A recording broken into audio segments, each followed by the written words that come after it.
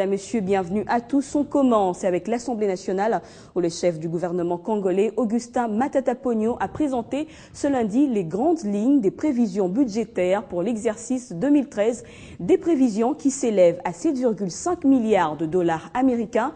Les députés nationaux vont débuter mardi l'examen de ce projet du budget taxé de réaliste par certains et non réaliste par d'autres. À noter, le gouvernement devra déposer à l'Assemblée nationale le projet de loi portant reddition des comptes 2011 tel qu'exigé par la plénière conformément à l'article 87 de la loi des finances. La réunion de la Troïka politique n'a pas dérogé à la règle ce lundi. Autour du Premier ministre Matata Ponyo, les différents membres ont dégagé un constat plutôt positif. Il s'agit des perspectives pour le trésor public qui affiche à ce jour un excédent budgétaire de 213 milliards de francs congolais. Il est aussi question de savoir comment terminer l'année sur le plan économique et financier. Le plus important, c'est de savoir comment nous allons terminer l'année sur le plan économique et financier pour l'État, dans ce qui concerne les finances publiques, donc la situation du Trésor, en ce qui concerne la Banque centrale. Et à cet effet, nous pensons que les perspectives sont plutôt, on va dire, favorables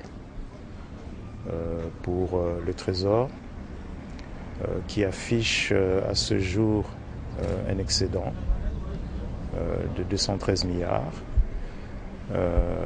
mais bien sûr encore avec des dépenses à exécuter d'ici la fin de l'année. Donc nous pensons que les efforts d'ajustement qui ont été faits au niveau des finances publiques ont payé.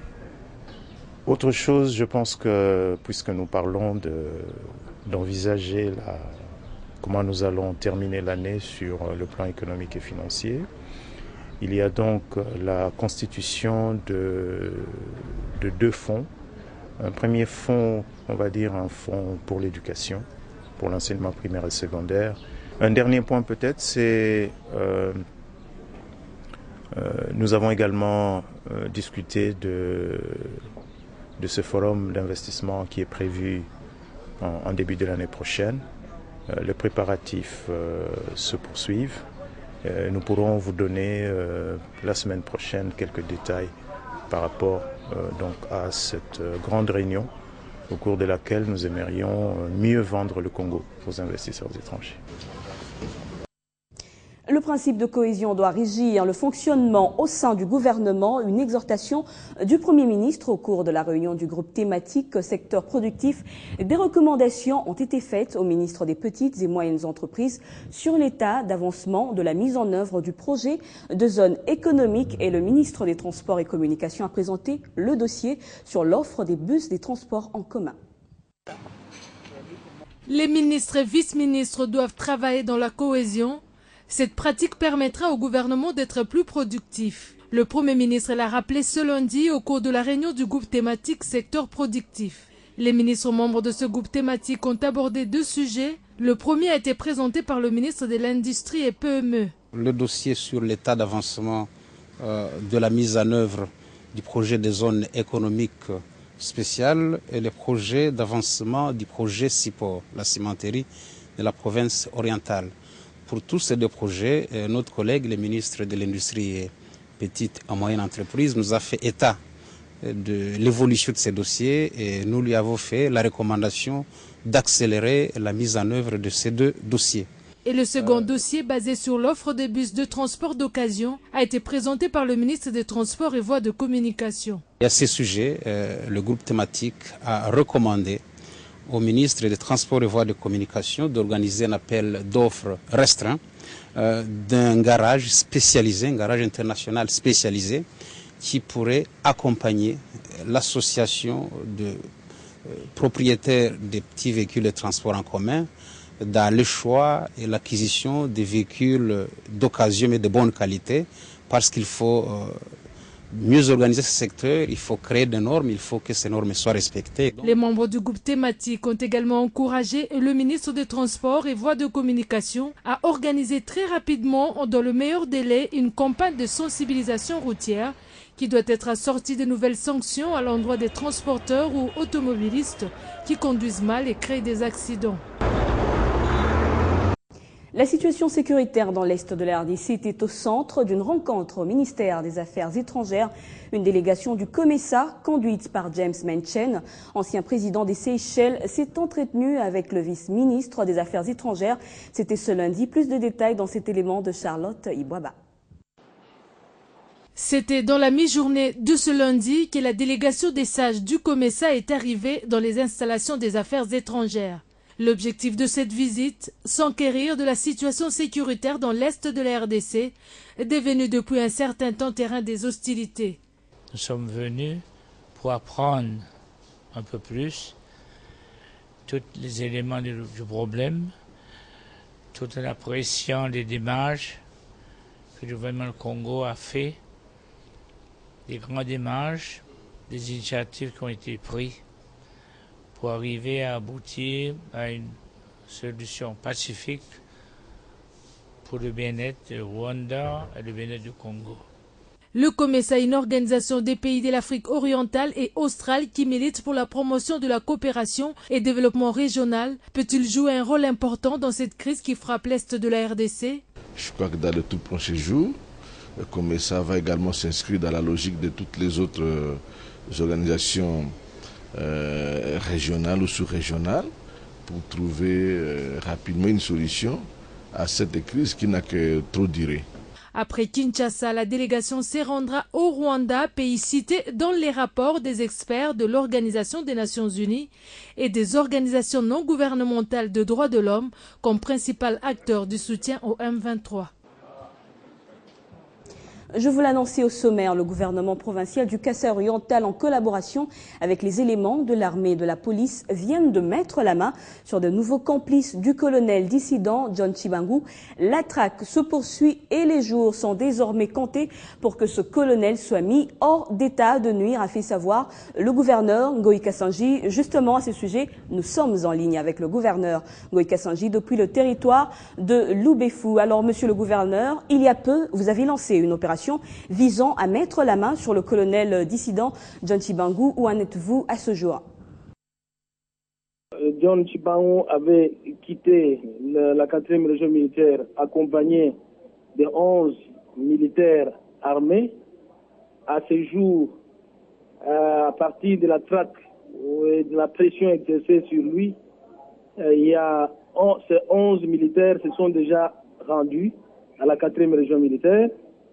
Les recrutés, les recrues qu'il avait formés, et on les a arrêtés. Lui-même les avait quittés compte tenu de la pression exercée par nos forces de l'ordre. Il avait quitté l'endroit où il était, il avait abandonné et les recrues et les militaires. Les militaires se sont rendus à la 4e région militaire et les recrues, nous les arrêtons un à un. Donc voilà la situation aujourd'hui. Lui, il est l'homme seul. Il fuit ça et là, donc et la traque continue. Justement, le colonel déserteur Tshibangou accuse les forces armées gouvernementales, notamment d'exactions. Que pouvez-vous dire de toutes ces déclarations? L'armée, les forces armées de la République démocratique du Congo sont disciplinées. Moi-même, je me déplace, le commandant région lui-même, il est avec eux et tout ce qu'il y a comme ration, il est disponible à tout moment qu'ils en ont besoin. Donc, eux, ils s'occupent de la traque de John Tshibangou et ils sécurisent la population. Donc, les opérations menées, c'est pour la sécurisation de la population et non pour tracasser la population. Donc, il n'y a aucun acte qui a été posé dans ce sens-là de troubler l'ordre public ou de piller la population. Non plus. Donc, par contre, ce sont les forces armées qui sécurisent la population. Il n'y a pas eu un cas de mort ou quelque chose de ce genre. Ça, ce n'est qu'un pur mensonge. Merci. Alors, vous êtes actuellement dans le district de Sankourou, précisément dans le territoire de Loubefou, où vous effectuez une itinérance. Quel est l'objectif poursuivi? Bien, je suis en itinérance dans le district de Sankourou. J'ai fait déjà le territoire de Lodja, le territoire de Kole, le territoire de Lomela. présentement, je me retrouve à Loubefou avec les membres du comité provincial de sécurité où nous faisons une visite d'inspection et nous sommes en train d'écouter la population, d'accorder les urgences à la population. C'est pour consolider la paix, ensuite voir les problèmes majeurs de la population pour essayer de réserver une suite favorable. Merci, Monsieur le Gouverneur, pour toutes ces précisions. Poursuite du procès du général de brigade Kakwavu Boukandé Jérôme, la haute cour militaire a soumis au débat les conclusions de sa commission rogatoire envoyée à la base de Kitona au Bas-Congo. Le présumé coupable est accusé de viol de crimes de guerre et crimes contre l'humanité commis en Ituri en novembre 2002, mais aussi pour son implication dans l'assassinat de l'ancien gouverneur de la province orientale Eneko. La présence des éléments du groupe armé du général, celle du groupe rebelle ougandais et celle de l'armée ougandaise est à signaler sur le lieu du crime et l'ex-vice-ministre de la Défense du groupe armé du renseignement, Kawapanga, sera confronté à l'adjudant Bicha, seul rescapé de la fusillade lors de la prochaine audience publique qui est prévue le 9 novembre.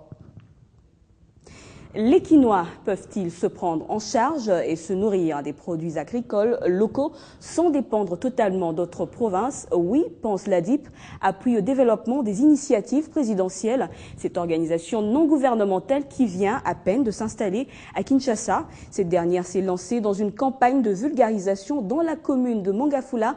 Objectif, inciter la population à pratiquer plus l'agriculture. Car pense-t-il, le sol de Kinshasa est aussi fertile. Claude Biringani. De l'espace, il y en a, des terres arables également, mais Kinshasa dépend toujours et essentiellement d'autres provinces pour nourrir ses millions d'habitants. Dans la commune de Mongafula, à l'ouest de la capitale, la terre est tellement fertile qu'il suffit seulement d'en s'émancer pour récolter dans un temps record. Pour ces champs de tomates par exemple, il aura fallu seulement 3 semaines pour voir apparaître des tomates prêtes à la consommation. Et pour espérer en produire en quantité industrielle, il faudra des moyens financiers, mais aussi humains, d'autant plus que seules les personnes âgées s'y intéressent. Nous sommes âgés pour faire ce travail. À part nous renforcer avec une main-d'œuvre assez jeune, il nous faut aussi de moyens financiers pour arriver à produire assez et nourrir la capitale. Parce que nous en sommes capables, tout est là. Et c'est dans cette optique que ADIP, appuyé au développement d'initiatives présidentielles, s'est lancé dans cette campagne de vulgarisation pour soutenir et encourager la pratique de l'agriculture auprès de la population. Meilleure voie, si pas unique, par laquelle croit son président, Kinshasa arrivera à son autosuffisance alimentaire. Nous avons compris dans la DIP que les seuls moyens de développer notre pays, c'est avec l'agriculture. Nous ne pouvons rien faire, nous ne pouvons pas avancer dans ce pays si les jeunes, si la population ne peut pas se prendre en charge à cultiver la terre, en faisant des travaux pour que demain ou après-demain, notre pays puisse aller de l'avant. C'est ce qu'ADIP est en train de faire sur terre. Cette organisation non gouvernementale a déjà lancé plusieurs autres projets similaires à travers le pays, manière pour elle de participer à la matérialisation du projet présidentiel, celui de faire de la RDC un véritable grenier agricole au cœur de l'Afrique.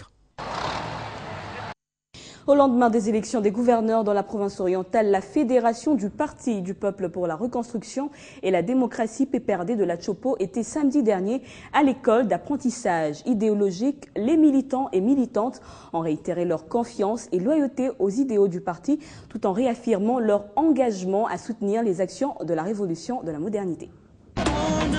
Obéissance, fidélité ainsi que loyauté au parti, c'est l'essentiel du message transmis par le secrétaire exécutif national adjoint du PPRD, Osumaka Koyo-Kenge, et le député national Jean-Pierre Darwezi, en vue de remotiver les militants et militantes au lendemain des